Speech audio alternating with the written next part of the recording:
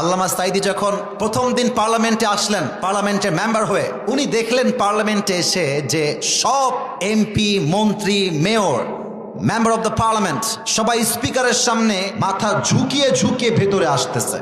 তো আল্লামা সাঈদী তার পাশে একজন সংসদ সদস্য, ওনাকে বললেন যে ভাই, আচ্ছা এই লোকেরা ঢোকার সময় রুকু দিয়ে ঢোকে কেন? তো উনি বললেন যে হুজুর, আসলে রুকু না, এটা নিয়ম যে স্পিকারের সামনে মাথা ঝুঁকিয়ে সম্মান প্রদর্শন করেই পার্লামেন্টে অংশগ্রহণ করতে হবে। এবার আল্লামা সাঈদীকে একটা আর্টিকেল দেওয়া হলো, rules of procedure, article number 267, যেখানে লেখা ছিল পার্লামেন্টে ঢোকা অবস্থায় এবং বের হওয়া অবস্থায় উভয় অবস্থাতেই স্পিকারকে সম্মান জানাবার উদ্দেশ্যে মাথা ঝুঁকাইয়া সম্মান প্রদর্শন করিতে হইবে।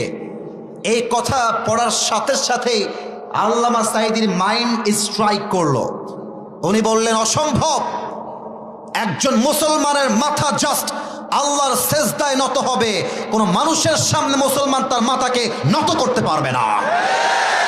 উনি ভাবলেন যে এই নিয়মটা আমাকে চেঞ্জ করতেই হবে, but because he was newly the member of the parliament, নতুন নতুন এসেছেন, কি বলতে গিয়ে কি বলে ফেলবেন, আর স্পিকার সাহেব বলবেন যে বসেন, এটা ইজ্জতে আঘাত লেগে যাবে।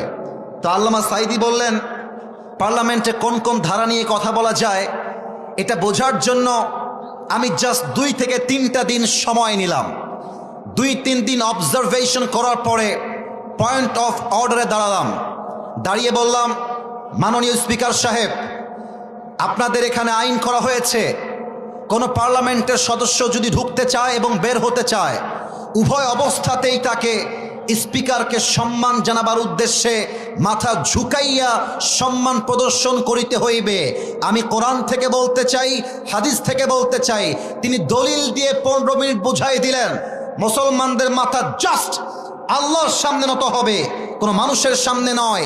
এই কথা শুনে তৎকালীন সময়ের স্পিকার আল্লামা সাঈদীর দিকে চাতক পাখির মতো তাকিয়ে রইলেন, আর তিনি বললেন, মাওলানা সাহেব, আপনি যা বলেছেন আমি স্পিকার আপনার কথার সঙ্গে 100-এ 100 একমত। সুবহানাল্লাহ পড়বেন না আপনারা সবাই? কিন্তু পার্লামেন্টের কোনো আইন এভাবেই চেঞ্জ করা যায় না, আপনাকে বিধি মোতাবেক নোটিশ দিতে হবে। সেই নোটিশ কমিটিতে উঠবে, আলোচনা হবে, সিদ্ধান্ত হবে, তারপরে আমার কাছে আসলে রুলিং যাবে। আপনি নোটিশ লেখেন, আল্লামা সাঈদী নোটিশ লিখলেন, কিন্তু তৎকালীন জালেম সরকার সেই নোটিশকে 5 বছরের জন্য ডিফ্রিজ করে দিল, তাকে আর বের করতে দিল না। এই নিয়মটাকে তারা চেঞ্জ করলো না। বাট আল্লামা সাঈদীর নিয়ত ছিল আল্লাহর এই জমিনে শিরকি মতবাদ চলবে, আর আমি আল্লামা সাঈদীর চোখ দিয়ে দেখব, এটা চুল পরিমাণ বরদাস্ত করা যাবে না।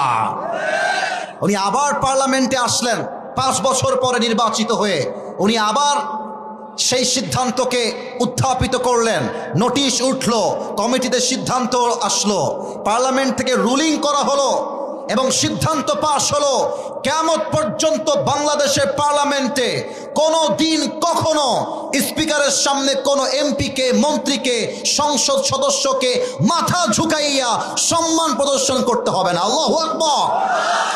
এরকম আল্লামা সাঈদী আমাদের দরকার, আমাদের মতিউর রহমান নিজামী দরকার, যে আল্লাহর জমিনে আল্লাহর দ্বীনকে কায়েম করবার জন্য বুকের তাজা রক্ত দিয়ে শহীদ হওয়ার জন্য প্রস্তুত থাকবে।